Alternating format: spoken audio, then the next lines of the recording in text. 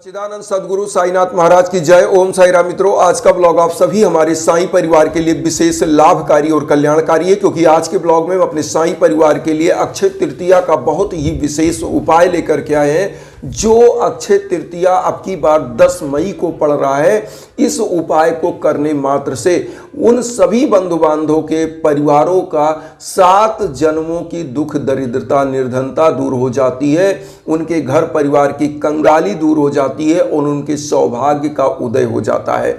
ये उपाय इसलिए बहुत ही अच्छा माना जाता है क्योंकि अक्षय तृतीया का जो शुभ मुहूर्त है यह 10 मई को बहुत ही अच्छा है। इस दिन चूंकि नया कार्य का शुरुआत किया जाता है, कोई भी धन संपदा अगर खरीदना होता है तो इसी दिन खरीदा जाता है और इस दिन माँ वैभव लक्ष्मी की साक्षात कृपा धरा पर रहने वाले समस्त मनुष्यों पर बरसती है अगर कुछ उपाय किया जाए तो। उपाय क्या है मैं आपको बता दूं। बहुत सारे ऐसे बंधु बांधव हैं जिनकी यह स्थिति औकात नहीं होती कि वह सोना चांदी परचेज कर सके, खरीद सके।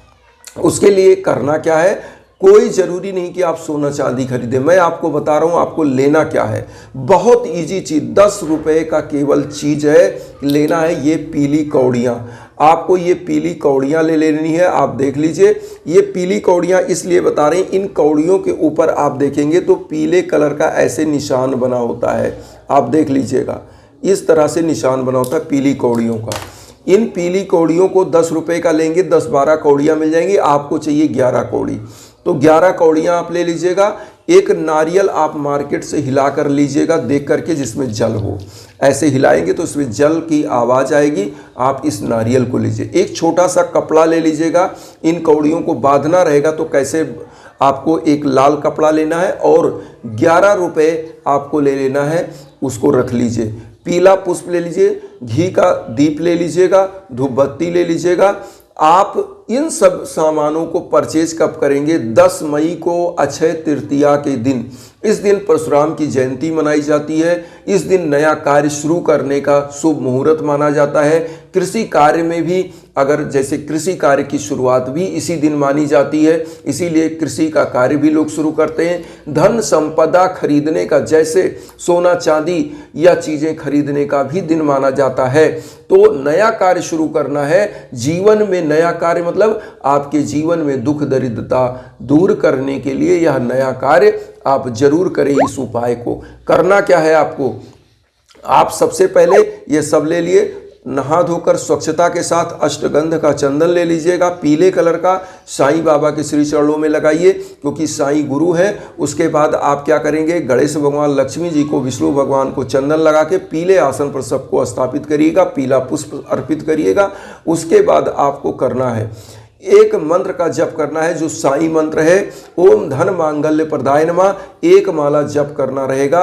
और उसके बाद आपको करना क्या है, आपको इस जो पीली कौड़ी लिया है इसको लाल कपड़े में और वो 11 रुपये लेकर के बांध देना है। उसके बाद आपको क्या करना है, एक मंत्र का जप करना है, ओम महालक्ष्मी नमः। ओम महालक्ष्मी नमः, जो हम स्क्रीन पर वहाँ दे दिया, आप देख लीजिएगा।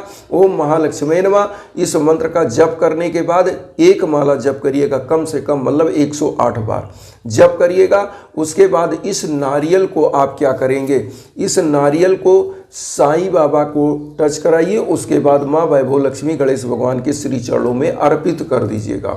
इस नारियल को करना क्या है आप ध्यान दीजिएगा। और कौड़ियों को क्या करना है, जिन भी बंधु बांधवों की युवा बच्चे हैं अगर उनको सफलताएं नहीं मिल पा रही तो वो क्या करें, एक कौड़ी अपने बच्चे को इस प्रकार से, इस जो कौड़ी होती है एक कौड़ी अपने बच्चे को वह दे दें जेब में रखने के लिए। इसको हम आगे पीछे दोनों देखिए, पीछे साइड में थोड़ा ऐसे होता है शंख की तरह और आगे साइड में इसकी पीठ ऐसे होती है, आप देख लीजिए। तो ये एक कौड़ी जो बच्चे का रोजगार नहीं लग रहा है, बेरोजगार है या वह संघर्ष कर रहा है पढ़ाई लिखाई में रोजगार के लिए, तो उसको रखने के लिए दे दें।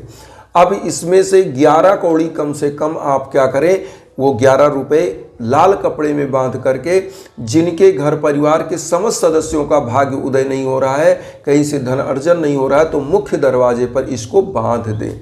इसको बांधने से क्या होता है कि आपके घर में धन लक्ष्मी बरसती है और माँ वैभव लक्ष्मी की कृपा बनती है। यहाँ पर एक चीज़ और बता दें, जिनके यहाँ बिजनेस व्यापार है वो क्या करें, इस 11 कौड़ी को, 11 रुपए के सिक्के को अपने तिजोरी में, जहाँ गल्ला रखते हैं, मतलब गल्ला मतलब जहाँ पैसा रखते हैं, उस तिजोरी में डाल दें। डालने के बाद वहाँ पर क्या करें, हर दिन जब भी वह दुकान में अपने अगरबत्ती जलाएं, अपने कार्यालय में अगरबत्ती, कोई भी बिजनेस, कोई भी शॉप है तो इस लाल कपड़े की पोटली में भी अगरबत्ती दिखा दें, फिर वो वहाँ पे रख दें। निश्चित रूप से धन लक्ष्मी की कृपा बरसने लगेगी, आपके बिजनेस व्यापार में निरंतर तरक्की होगी, कभी घाटा नहीं होगा। तो ये उपाय आपको करना है। एक चीज़ और करना है, ये जो नारियल है, नारियल को आपको क्या करना है, इस नारियल को अगर आप कर सके तो अपने घर के मुख्य दरवाजे पर लाल कपड़े में ही बांध दें, क्योंकि इसको कहते हैं श्रीफल।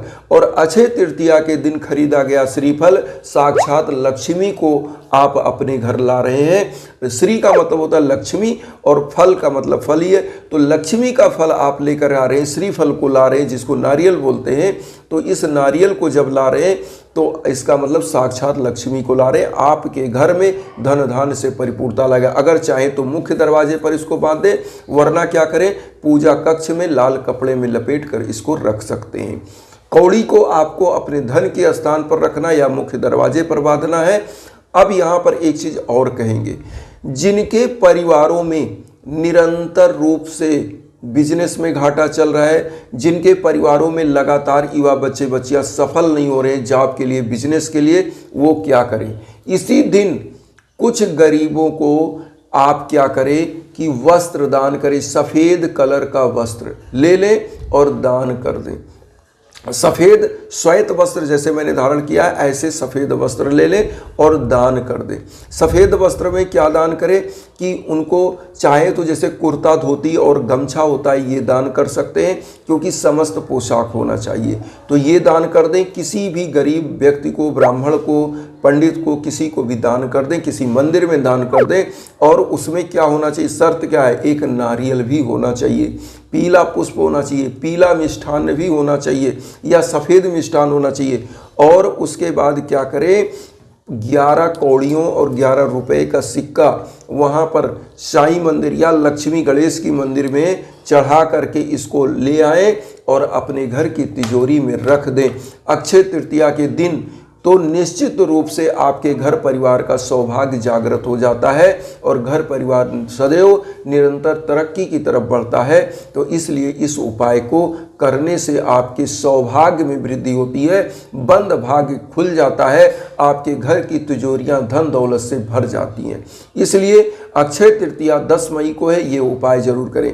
एक चीज़ और बताएंगे, जिन बंधु बांधवों के यहाँ पुत्र प्राप्ति में दिक्कत आ रही है, युवा बच्चे बच्चियां हैं उनकी शादी ब्याह में दिक्कत आ रही है, या किसी के परिवार में बिजनेस में घाटा लग रहा है, कोई भी घर में दिक्कत समस्या चल रही, भीषण बाधाएं चल रही हैं, उसके लिए यज्ञ आजन हवन के लिए हमारे इंस्टाग्राम पर आप संपर्क कर सकते हैं। हम इंस्टाग्राम का लिंक देते हैं, उस पर ज़रूर आप संपर्क करिए, क्योंकि आपको कहीं भटकना नहीं पड़ेगा।